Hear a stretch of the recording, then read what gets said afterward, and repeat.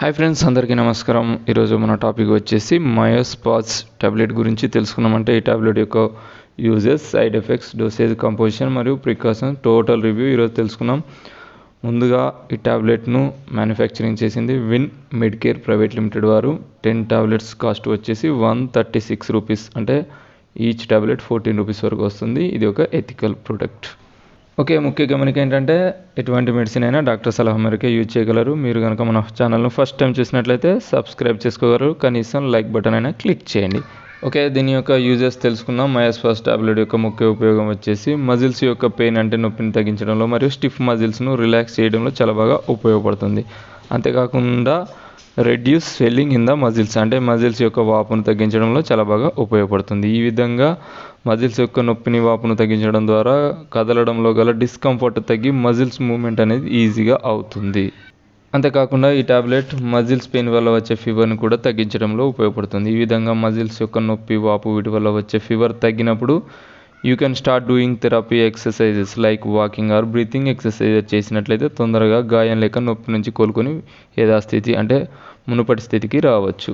ముఖ్యంగా గమనించాల్సింది ఏంటంటే ఇటువంటి ఎక్సర్సైజెస్ అనేవి డాక్టర్ సలహా మేరకే తీసుకోగలరు.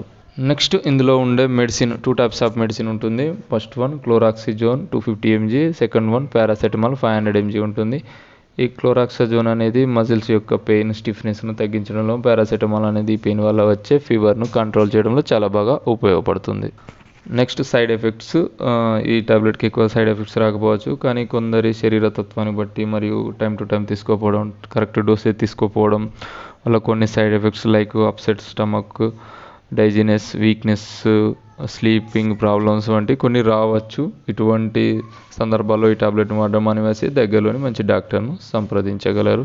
ఒక ప్రికాషన్స్ వచ్చేసి ప్రెగ్నెన్సీ లేడీస్ మరియు బ్రెస్ట్ ఫీడింగ్ అంటే పాలిచ్చే తల్లులు మరియు చిల్డ్రన్స్, చిన్న పిల్లలు డాక్టర్ సలహా మేరకు మరియు దీంతో పాటుగా ఇంకేదైనా మెడిసిన్ వాడినట్లయితే డాక్టర్ సలహా ఖచ్చితంగా తీసుకొని ఈ టాబ్లెట్ని యూజ్ చేయగలరు.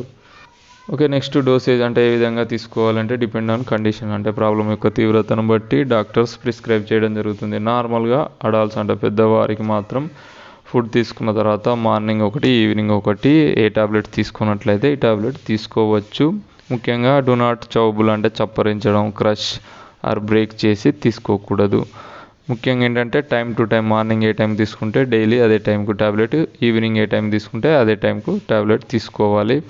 డోస్ మిస్ చేయకుండా తీసుకున్నట్లయితే ఈ టాబ్లెట్ యొక్క రిజల్ట్ ఎక్కువగా ఉంటుంది.